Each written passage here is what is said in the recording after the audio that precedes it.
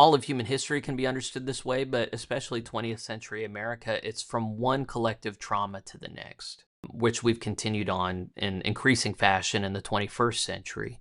But what you've got with trauma, I largely think it's an unhelpful concept, but it's a real thing, and it's something dramatic and awful that happens that is so unpleasant to deal with that one desperately irrationally tries to sweep under the rug, and then it just continues to come out of the rug and mess with you.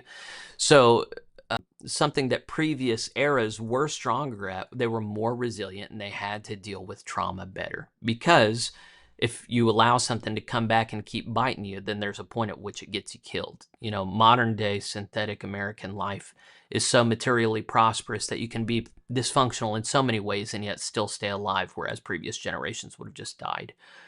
So World War I created its own trauma that we as a country and a culture didn't really get to deal with, got immediately into the Great Depression, then in World War II, then in Korea, then Vietnam, then the Cultural Revolution, the Sexual Revolution, all the things and destabilizing stuff that came along with that.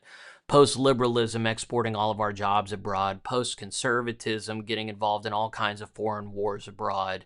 9/11, and a bunch of people that don't want to process the fact that, hey, humans are actually quite evil. Hey, sin is an invasive problem that Jesus is the only answer to.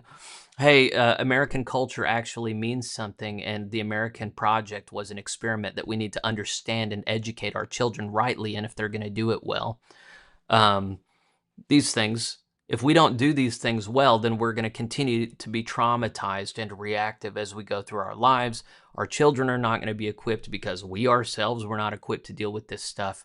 And then misery is just going to get compounded and prolonged and exploited by those in power who want things from us.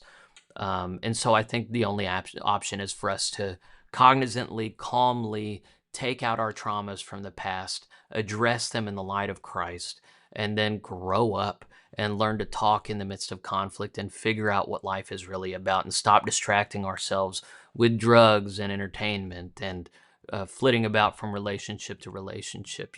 Trauma, trauma, trauma, trauma, trauma.